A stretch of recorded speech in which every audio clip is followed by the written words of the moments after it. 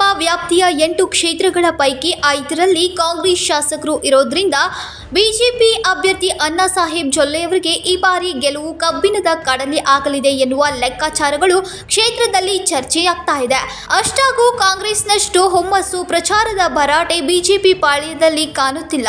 ಮುಖ್ಯವಾಗಿ ಬಿಜೆಪಿ ಅಭ್ಯರ್ಥಿ ಅಣ್ಣಾ ಸಾಹೇಬ್ ಜೊಲ್ಲೆ ಸೇರಿ ಜಿಲ್ಲೆಯ ನಾಯಕರು ಆಸಕ್ತಿಯಿಂದ ಪ್ರಚಾರ ಕಾರ್ಯದಲ್ಲಿ ತೊಡಗಿಸಿಕೊಂಡಿರುವಂತೆ ಕಂಡಿಲ್ಲ. ಆದರೆ ಆ ಹಿಂದೆ ನಾಯಕರಾಗಿರುವ ಸತೀಶ್ ಜಾರಕಿಹೊಳಿ ಅವರ ಪುತ್ರಿ ಪ್ರಿಯಾಂಕಾ ಜಾರಕಿಹೊಳಿ ಈಗ ಈ ಬಾರಿ ಕಾಂಗ್ರೆಸ್ ಅಭ್ಯರ್ಥಿ ಸ್ಪರ್ಧಿಸಿದ್ರಿಂದ ಈ ಬಾರಿ ಚಿಕ್ಕೋಡಿ ಲೋಕ ಅಖಾಡದಲ್ಲಿ ಪ್ರಿಯಾಂಕಾಗೆ ಹಾದಿ ಸುಗಮ ಎಂಬ ಮಾತುಗಳು ಕಡುಬೇಸಿಗೆಯ ಸುಡು ತಾಪದ ನಡುವೆಯೂ ಕೇಳಿ ಬರ್ತಾ ಇದೆ. श्रीमती सुप्रिया पाटिल जी, श्रीमती सुमित्रा जी, श्रीमती वर्षा चौहान जी, 7 मई को जो चुनाव है वो हमारे देश का सबसे बड़ा चुनाव है और इस मतदान में आप सबका मतदान जो है बहुत ही इस सब में आप सबका योगदान होना चाहिए. जैसे कि सिंगले सर ने बताया, स्वतंत्र दिवस के बाद हमारे पहले प्रधानमंत्री जो थे श्री जवाहरलाल नेहरू सर, उन्होंने हमारे भारत देश का पुनर्जीवन करके उन्होंने बड़े बड़े डैम्स, बड़े बड़े अस्पताल, बड़े बड़े इंस्टीट्यूशंस जैसे कि IIT, IIMs, एम्स हॉस्पिटल्स उन्होंने बनवाया ताकि हमारे बच्चे उन्नत शिक्षण पाकर और भी अच्छी पोजीशंस जॉब पाकर उनका जीवन सुधार सके. और हमारे पहले महिला प्रधानमंत्री श्रीमती इंदिरा गांधी जी ने महिलाओं और विधवाओं के लिए अनेक योजना जारी की थी उनके टर्म में. और जैसे कि हमारे फाइनेंस मिनिस्टर जो थे श्री मनमोहन सिंह सर, उन्होंने भी इंडस्ट्रियल पॉलिसी लाकर हमारे देश में जो नए नए इंडस्ट्रीज थे, MNC कंपनी जो आज बहुत ही प्रॉफिट कर रहे हैं, उनके लिए भी उन्होंने हमारा देश का बिजनेस का दरवाज़ा खोला था. तभी जाकर हमारा देश का बिजनेस सेक्टर आगे बढ़ सका. और आने वाले और भी 2000 साल के ऊपर जो हमारे कांग्रेस पक्ष ने जो भी पॉलिसीज की थी, जैसे कि नेशनल ई-गवर्नेंस प्लान जो डिजिटल करने का हमारे देश में किया था, उन्होंने हम जो भाजपा सरकार है उन्होंने सिर्फ नाम बदलकर अपना कहकर वो दर्शाता है लोगों के लिए, उन्होंने किया डिजिटल इंडिया.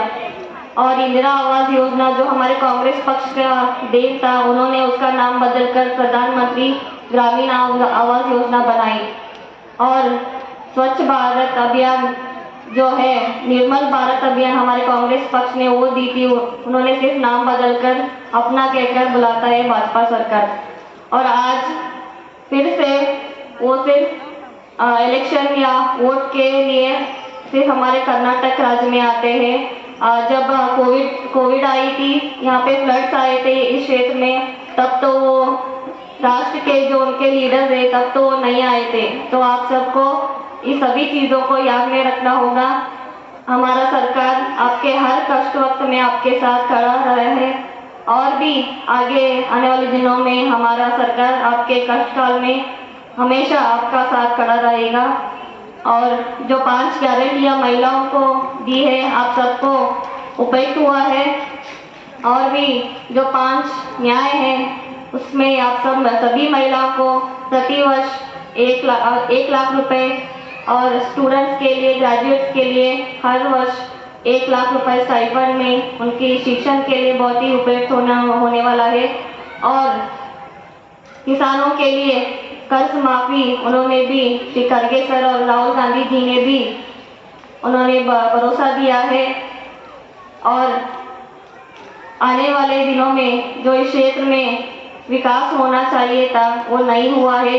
जो सांसद थे वो कभी लोगों के लिए काम नहीं किया उन्होंने, पर वो सब हमारे कांग्रेस पक्ष में वो हम सभी लीडर्स के मार्गदर्शन में वो हम आगे बढ़ाएंगे। आप सबके गांव को अच्छी तरह से आपके जो भी करंट की समस्या है, पानी की समस्या है, वो हम लीडर्स के मार्गदर्शन में सभी पूरा करेंगे। और मैं अपना परिचय कराती हूँ।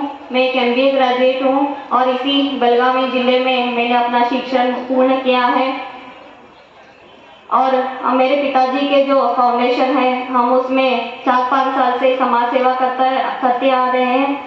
जैसे कि कोविड के संदर्भ में हमने रोगियों के लिए free medical kits, oxygen cylinders और इंस्ट्रूमेंट्स जैसे कि नेबुलाइजर और भी फ्री इंजेक्शन हमने हमारे फाउंडेशन की तरफ से रोगियों के लिए दिया था। और फ्लड्स के संदर्भ में भी हमने पिताजी के जो क्षेत्र है यमकनमढ़ी में, हमने वहाँ जो भी कितने भी लोगों के घर गिरे थे, हमने वहाँ पे जाकर पिताजी के मार्गदर्शन में हमने जो भी हो सकता है उनका मदद किया है हमने। और जो स्पोर्ट्समैनशिप है हमारे क्षेत्र में, बहुत ही स्पोर्ट्स के लोग हैं, वो भी इंटरनेशनल में ओलंपिक्स, पैरा ओलंपिक्स में भी हमने उनके लिए बहुत ही मदद किया है। वो जीत के भी आए हैं मेडल्स हमारे क्षेत्र में और गोकाक क्षेत्र में। और हमने समर सीजन में पिताजी के फाउंडेशन से जो वाटर टैंकर्स हैं हमने लोगों तक पहुंचाया है। और भी इस तरह के हमने बहुत कुछ समाज सेवा की है। हमें 4-5 साल का अनुभव है। तो इसलिए मेरी प्यारी सभी माताओं और निपानी शहर के सभी वासियों को मेरा विनती है, आप मुझे एक बार एक मौका दीजिए अपना सेवा करने के लिए।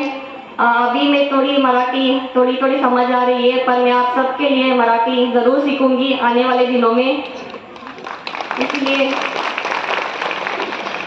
इसीलिए आने वाले 7 मई को आप हमें अधिक से अधिक मत देकर कांग्रेस पक्ष को जिताइए। आपका मतदान जो है विकास के तरफ होना चाहिए। ये कहकर मैं अपना भाषण बंद करती हूँ। धन्यवाद।